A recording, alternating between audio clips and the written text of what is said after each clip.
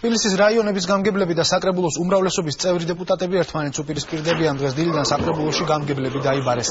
საქმე ეხება დაფინანსების 10 მილიონი ლარით შემცირებას და ავაკისა და კრწანისის რაიონებში სარევიზიო შემოწმებას. გამგებლები საკრებულოს მხრიდან ქალაქის პარალიზებაზე საუბრობენ. თავისი არგუმენტები აქვს დეპუტატებსაც. სხდომა საკრებულოში უკვე დასრულებულია. ნატა მახულაძე ესწრებოდა ამ შეკრებას. ნატა, რა გადაწყვეტილება მიიღეს სხდომაზე? გადაწყვეტილება არანაირი მიღებული არ არის და სხდომა დასრულდა უშედეგოდ. არ არის გამორთული, მხოლოდ გაგრძელდეს გამგებლებთან ინდივიდუალურ რეჟიმში კონსულტაციები საკრებულოს მხრიდან, თუმცა გამგებლები აცხადებენ, რომ ეს შედეგის მომტანი მაინც არ იქნება, ვინაიდან თუ მოხდა შეთანხმება, ამის ასახვა მაინც ვერ მოხდება ბიუჯეტში მომავალ წლამდე.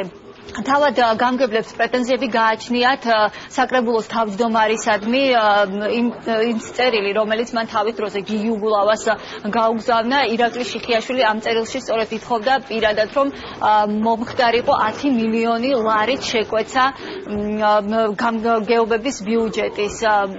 ბრალდებები იყო ირაკლი შიხიაშვილისადმი, თუმცა დღეს საკრებულოს თავმჯდომარე დღევანდელ სხდომაზე არ გამოჩენილა. დღევანდელი შეხვედრა სამწუხაროდ დაახლოებით წარიმართა ბერძნული ტრაგედიის ფორმატში, სადაც დაუპირისპირდა ერთმანეთს წარმოვერიდები და ვიტყვი ორი არაკოლმნიშვნელოვანი მხარე. ერთ მხარეს, სადაც იდგნენ გამგებლები, რომელთაც სურს აკეთონ საქმე და ვაკეთებთ ამ საქმეს და მომავალშიც გავაკეთებთ, რომლის სიკეთეც უნდა გავრცელდეს თბილისზე და თბილისელებზე, ხოლო მეორე მხარეს სამწუხაროდ ახალი უმრავლესობის სახით, მათი ნაწილის სახით, როგორც მინიმუმ, იდგა ხალხი, რომელიც მხოლოდ ხელმძღვანელობს ვიწრო პარტიული ინტერესით. სამწუხაროდ ვერანაირი შედეგს ვერ მივაღწიეთ. ეს პრობლემა შექმნა კონკრეტულად პირადად საკრებულოს თავმჯდომარე შიხიაშვილმა, რომელმაც ჩვენს უყელანი საკმაოდ ძალიან რიხით დაგვიბარა აქ, თუმცა სამწუხაროდ ის არ მოვიდა ამ შეხვედრაზე, სავარაუდოდ არგუმენტების არ ქონის გამო.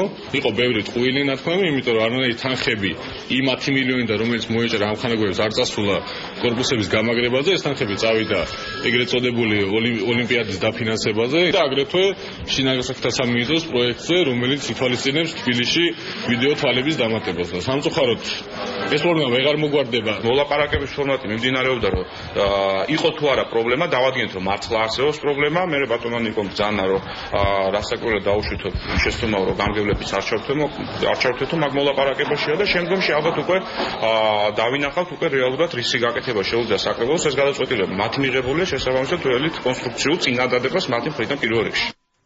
საკრებულოში კატეგორიულად უარყოფენ ნაციონალური მოძრაობის ბრალდებებს და აცხადებენ, რომ 10 მილიონი მომხმარდება მწვავედ დაზარალებული სახლების აღდგენა გამაგრებას, ხოლო რაც შეეხება თანადაფინანსების პროექტებს, არც ერთი პროექტი არ შეჩერდება. ხედა უფრო პოლიტიკურ შანტაჟს მოსახლეობის მიმართ, ვიდრე კონკრეტულად იმ საქმის კეთებას, რომელიც ამა თუ იმ კონკრეტულ რაიონს ჭირდება. კონსულტაციები ეს არის უპირველეს ყოვლისა. ჩვენ კონსულტაციები გქონდა თბილისის მერიაში, ეხლა თბილისის მერიაში უშუალოდ მერიის სამსახურებსა და გამგებლებს შორის თუ არ არსებობს კონსულტაციები, ეს არ არის საკრებულოს პრობლემა. პოლიტიკურ ნიშნებს შეიცავს და საარჩევნო თემასაც ეხება მათი, ასე ვთქვათ, აჟიტირება ამ თემასთან დაკავშირებით, რომ ამხანაგობის თავმჯდომარები განაცხონ უარყოფითად არჩევნებზე და ის მათი კიდევ ერთხელ ვამბობ, რომ ძირითადად მათი აქტივისტები არიან.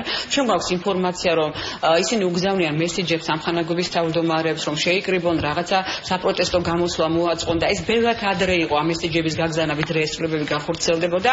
ამიტომ პოლიტიკურ ნიშნებს შეიცავს. აშკარად ჩანდა დღევანდელ შეხვედრაზე კიდევ ერთხელ ხელის გადაგრეხვის მომენტები. ბიუჯეტის მიხედვით ცალკეულ გამგებლობებს საშუალოდ აქვთ მე-9 თვეს წლის შემორჩენილი ბიუჯეტის მე-13. ეს არის აბსოლუტურად საკმარისი საიმისოდ, რომ მათ უზრუნველყო ყველა მოქალაქის მოთხოვნა და პლუს ამას. მინდა მოქალაქეებს უთხრა, არც ერთ გამგებელს არ აქვს უფლება, მით უმეტეს იმის გათვალისწინებით, რომ მათ აქვს საბიუჯეტო რესურსები, უარი უთხრან მათი ინტერესების დაკმაყოფილებას. ამ ეტაპზე უცნობია, როდის მოხდება შეხვედრა გამგებლებთან, თუნდაც ინდივიდუალურ რეჟიმში. დიდი მადლობა ნატა მახულაძე საუბრობდა პირდაპირ ეთერში.